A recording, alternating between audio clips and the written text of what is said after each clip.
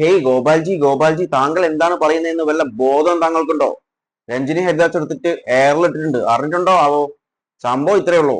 രഞ്ജിനി ഹരിദാസ് 2 ദിവസം മുൻപ് ജന്തർ മന്ദിറിൽ പോയിട്ട് CJPയും അവിടുത്തെ സ്റ്റുഡൻസിനെയും ഐക്യദാർഢ്യം പ്രഖ്യാപിച്ചിട്ടുണ്ടായിരുന്നു. അവിടുന്ന് വീഡിയോ ചെയ്തിട്ടുണ്ടായിരുന്നു.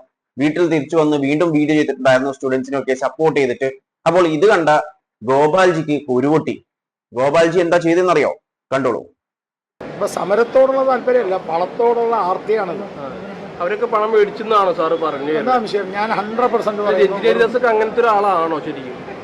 ഞാൻ രഞ്ജിനി ഹരിദാസായിട്ട് എനിക്ക് പേഴ്സണൽ ബന്ധങ്ങളൊന്നുമില്ല, അങ്ങനെ ആളാണെന്ന് അറിയാൻ. പക്ഷേ എന്തോ ഒരു മാനുഷികമായിട്ടുള്ള ബന്ധങ്ങളുണ്ടെങ്കിൽ ആശാ വർക്കേഴ്സിന്റെ സമരവും കേരളത്തിൽ നിരവധി സമരങ്ങൾ നടന്നപ്പോൾ കാണാത്ത ആളുകൾ വളരെ പെട്ടെന്ന് ഓടി പാറ്റയാണ് പല്ലിയാണെന്ന് പറഞ്ഞ് പോണെങ്കിൽ അതിന്റെ പിന്നിൽ വളരെ കൃത്യമല്ലേ കാര്യങ്ങൾ. പേഴ്സണലായിട്ട് ആളെ എനിക്ക് പരിചയമൊന്നുമില്ല, പക്ഷെ ആള് പൈസക്ക് വേണ്ടി ചെയ്തതാണ്. എന്താണല്ലേ, ഒരാളെ നേരാമെന്ന് അറിയാമെങ്കിൽ, പേഴ്സണലായിട്ട് അറിയാമെങ്കിൽ ഓക്കെ, പറയുന്നതിൽ ന്യായമുണ്ട്. ഇത് പേഴ്സണലായിട്ട് എനിക്ക് അയാളെ അറിയുകയും ചെയ്യില്ല, പക്ഷെ അയാൾ പൈസക്ക് വേണ്ടിയിട്ടാണ് ചെയ്തിട്ടുള്ള. എന്താണ് അതിനുശേഷം രഞ്ജിനി ഹരിദാസ് തിരിച്ച് നല്ല മറുപടിയും കൊടുത്തിട്ടുണ്ട്. ഒരു നേതാവ് പറഞ്ഞു. ഏത് പാർട്ടിയിലെ നേതാവ്? അദ്ദേഹത്തിന്റെ ശീലം പൈസ കൊടുത്തിട്ട് ആൾക്കാരെ വിളിക്കുന്നതായിരിക്കും. അതുകൊണ്ടായിരിക്കും. അല്ല, അവരുടെ ശീലം പൈസ കൊടുത്താലേ ആർട്ടിസ്റ്റ് വരും എന്ന് വിചാരിച്ച് അവർ പൈസ കൊടുത്ത ആൾക്കാരെ വിളിച്ചിട്ടുണ്ടാവും. അതുകൊണ്ടായിരിക്കാം ഞങ്ങൾ പൈസ വാങ്ങിച്ചിട്ടാണ് പോയത്. ഇനി ശരി, അദ്ദേഹം പറഞ്ഞത് ശരിയാണെന്ന് അദ്ദേഹത്തിന് ഷുവർ ആണല്ലോ. അദ്ദേഹം ഒന്ന് എന്റെ വീട്ടിലേക്ക് വരാം. സർ ആരാണെന്ന് വെച്ചാൽ I don't know who you are.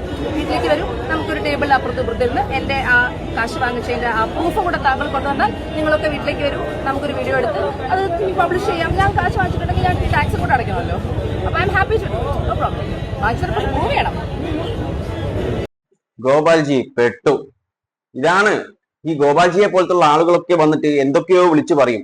പിന്നെ തെളിവുകളൊക്കെ ചോദിക്കുമ്പോൾ പിന്നെ അവരെ അഡ്രസ് ഉണ്ടാവില്ല. അതായത് അങ്ങനെ ഒരു സംഭവം നടന്നിട്ടില്ല എന്നാണ് ഗോപാൽജി പിന്നെ പറയാ. ഹേയ് ഗോപാൽജി, അതുപോലെ ഈ രഞ്ജിനി ഹരിദാസ് LGBTQ-നെയും ഡോഗ്സിനെ, നായകളെയൊക്കെ സപ്പോർട്ട് ചെയ്യാറുണ്ട്.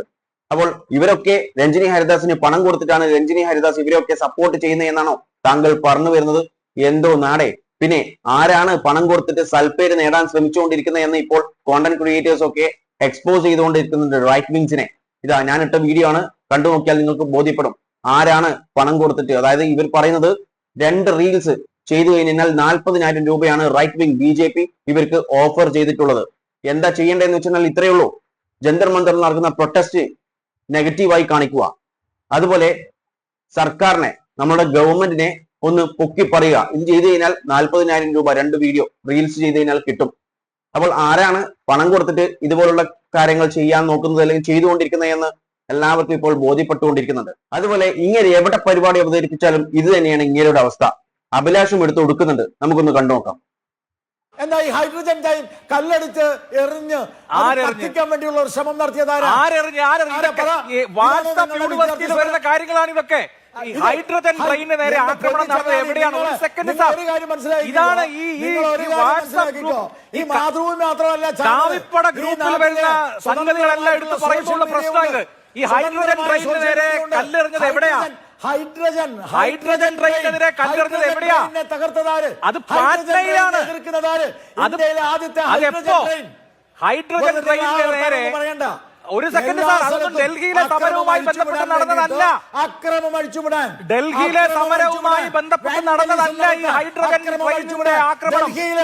ഡൽഹിയില് 118 പോലീസുകാർ, 118 ഇടവേളയിലേക്ക് പോകുന്ന ഒരു കാര്യം പറയാനുണ്ട്. ഹൈഡ്രജൻ ട്രെയിനിന്റെ കാര്യം ഒറ്റ കാര്യമുള്ളൂ. അതായത് ഈ പാറ്റ്നയിൽ, ബീഹാറിൽ, ഒരു സെക്കൻഡ് സാർ കേൾക്കൂ, ബീഹാറിൽ ഏതോ ഒരു പ്രത്യേക പോലീസിലേക്കാണോ തോന്നുന്നു ഒരു റിക്രൂട്ട്മെന്റ് പരീക്ഷ നടക്കുന്ന ദിവസം ട്രെയിൻ വൈകിയത് കൊണ്ട് ഈ ഉദ്യോഗാർത്ഥികൾക്ക് സമയത്ത് പരീക്ഷയ്ക്ക് എത്താൻ പറ്റാത്തത് കൊണ്ട് അതിന് രോഷാകുലരായ ആളുകൾ ഈ പാറ്റ്നയിൽ, ബീഹാറിൽ ട്രെയിനിന് നേരെ കല്ലെറിഞ്ഞ കുറച്ചു നാൾ മുമ്പത്തെ കല്ലേറിന്റെ വിഷയമാണ്. ഡൽഹിയിലെ കുട്ടികൾ ട്രെയിനിന് നേരെ കല്ലെറിഞ്ഞു, ഹൈഡ്രജൻ ട്രെയിൻ നശിപ്പിച്ചു എന്നൊക്കെ പറയുന്നത്. അങ്ങനെയല്ല, ഡൽഹിയിലെ സമരം ചെയ്ത വിദ്യാർത്ഥികൾ ഹൈഡ്രജൻ ട്രെയിനിന് നേരെ ആക്രമണം നടത്തിയിട്ടില്ല. അത് ബീഹാറിൽ കുറച്ചു ദിവസം മുമ്പ് നടന്ന കാര്യമാണ്. തികച്ചും വ്യത്യസ്തമായ സാഹചര്യത്തിലാണ് സംഭവം ഉണ്ടായിട്ടുള്ളത്.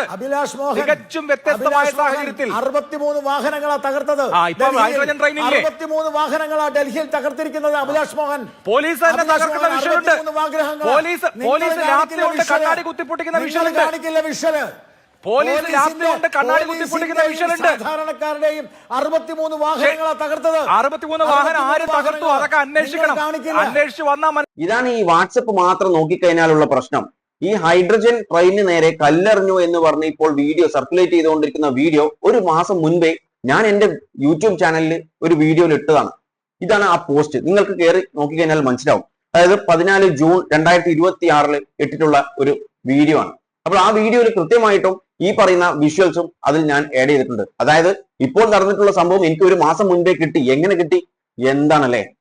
ആ സംഭവം എന്ന് പറയുന്നത് പട്നയിൽ പട്ടലിപുത്ര റെയിൽവേ സ്റ്റേഷനിൽ നടന്നിട്ടുള്ള ഒരു ഇൻസിഡന്റ് ആണ്. അവിടെ ബീഹാർ കോൺസ്റ്റബിൾ എക്സാം നടക്കുന്നുണ്ട്. അപ്പോൾ അതിനുവേണ്ടി കുട്ടികൾ പോകാൻ വേണ്ടി നിന്നപ്പോൾ അവർക്ക് വേണ്ടിയിട്ടുള്ള ട്രെയിൻ ഫെസിലിറ്റീസ് അവിടെ ഇല്ല, അല്ലെങ്കിൽ ട്രാൻസ്പോർട്ടേഷൻ ഫെസിലിറ്റി ഇല്ല. അതുപോലെ പല ട്രെയിനും ഡിലേ ആയിട്ടാണ് വന്നിട്ടുള്ളത്.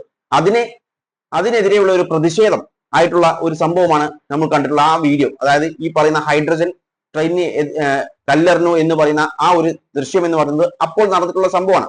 ഇപ്പോൾ അഭിലാഷ് ആ കാര്യം പറഞ്ഞാലും പിന്നീട് ഗോപാൽജി മിണ്ടിയില്ല. ഗോപാൽജി പിന്നെ സാധനം മാറ്റി. 63 വെഹിക്കിൾസ് വാഹനങ്ങൾ അടിച്ചു തകർത്തു എന്ന് പറയലേ.